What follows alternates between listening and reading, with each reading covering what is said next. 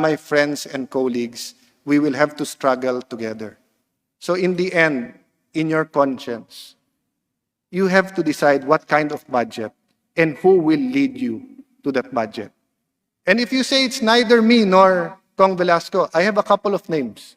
Pero personally na lang yung tanong sa akin because this is a house, the 18th Congress, that has transformed from the House of Representatives to the House of the People. And I am proud of it. God bless the Philippine Congress. Salamat po sa inyong lahat.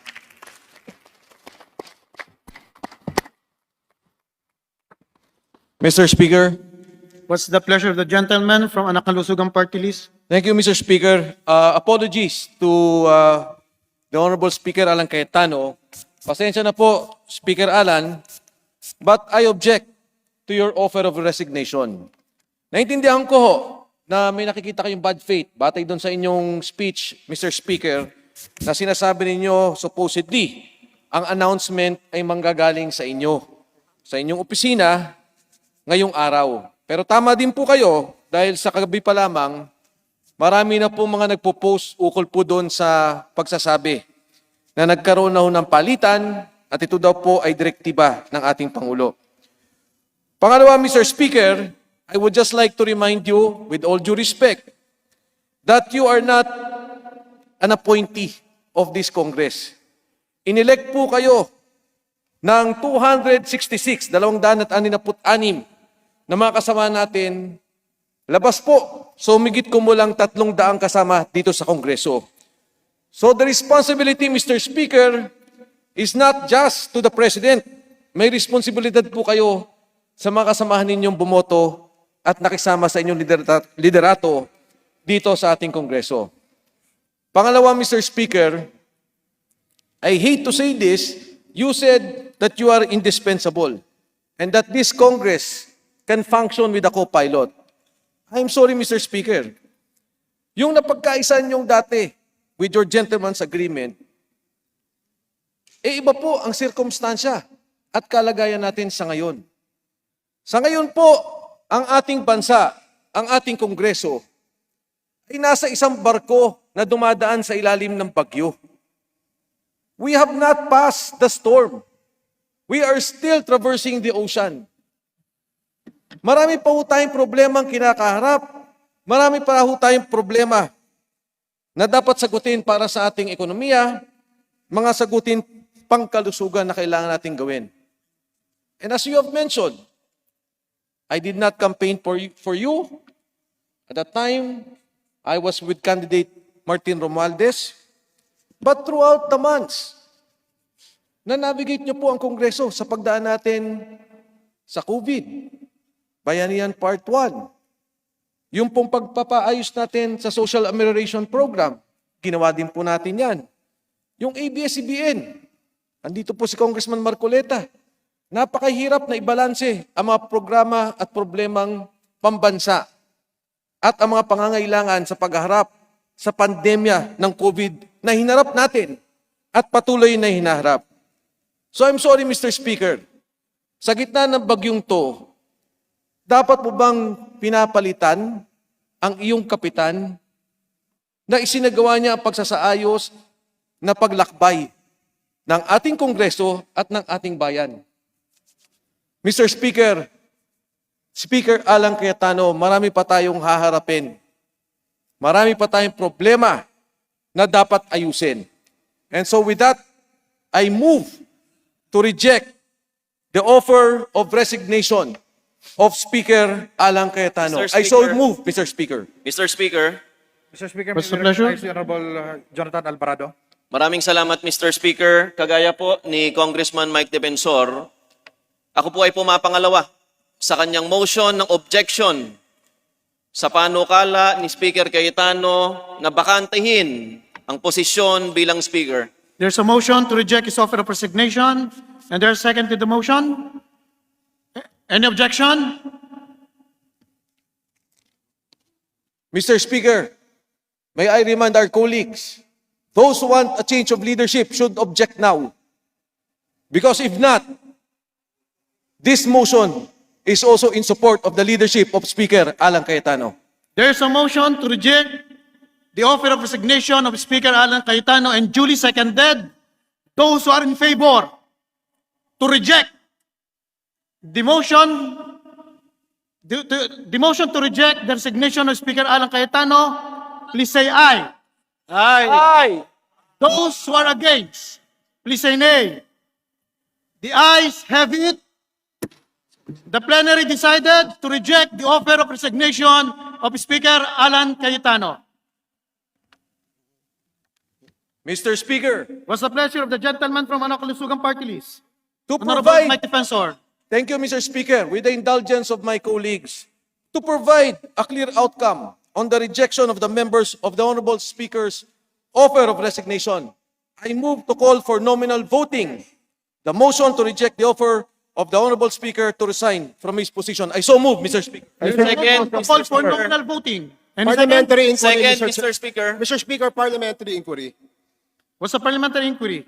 Thank you, Mr. Speaker. Mr. Speaker, the chair has ruled and has asked the members of Congress whether there was any objection on the motion being pushed by Congressman Defensor.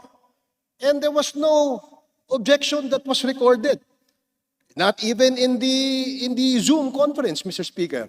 So there is no need already to move for a nominal voting because the mere fact that there was no objection simply tells this House that they are all in support of the leadership of no less than our Speaker, Alan Peter Cayetano. That's all, Mr. Speaker.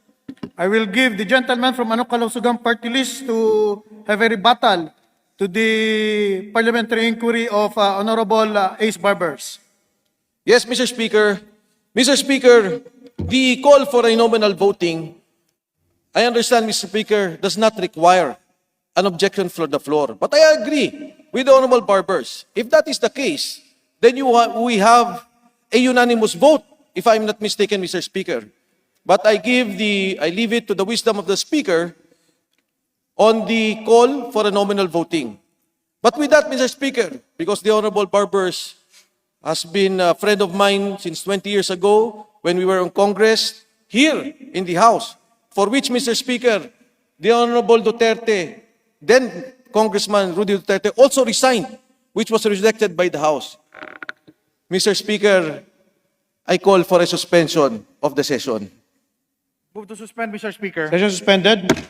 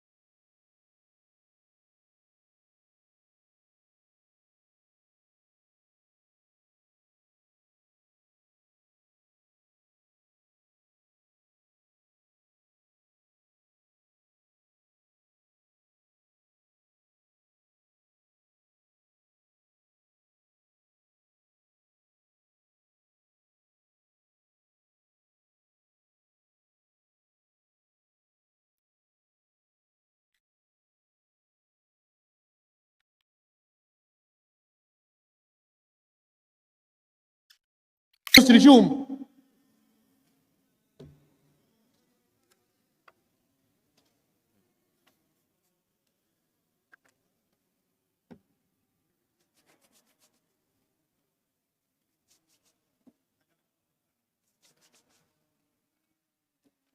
There's a motion to reject the offer of resignation by Speaker Alan Cayetano, and it was seconded.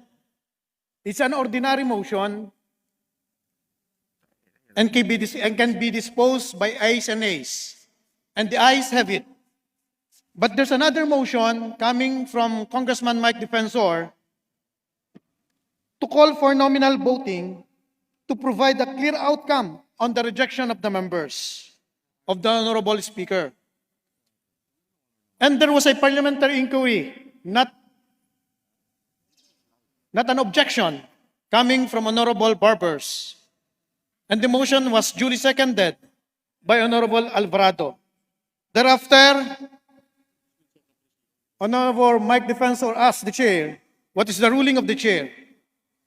To remove doubt and to obviate a member from questioning the previous result of the voting by viva voce by invoking Section 119 on nominal voting, which states that upon a motion of a member duly approved by 1/5 of the members present, there being a quorum, nominal voting on any question may be called. In case of nominal voting, the Secretary General shall call in alphabetical order the names of the members who shall state their vote as their names are called.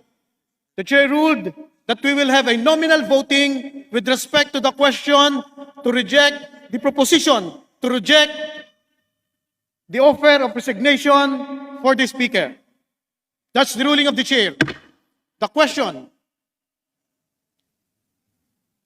those who are in favor to reject the offer of resignation of the speaker shall vote yes. And those who wanted the speaker to resign and accept the resignation of the speaker shall vote no. Mr. Speaker, Uulitin ko po sa Tagalog. Kung sino man po na mga kasamahan nating mambabatas ang sumasama sa motion previously ni Honorable Mike Defensor na huwag tanggapin ang ino-offer na resignation ni Speaker Alang Cayetano, boboto po kayo ng yes o ng oo. At kung kayo naman po ay pumapayag na siya ay mag-resign na, boboto kayo ng hindi.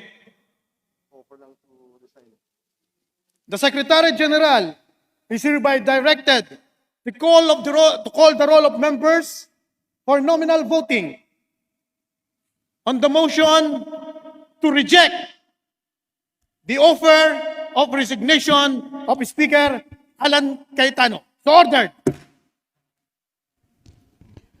Roll call of members. Honorable With 184 affirmative votes, 1 negative vote, 9 abstention. The motion to reject the offer of resignation of the Honorable Speaker is hereby approved. Majority Leader.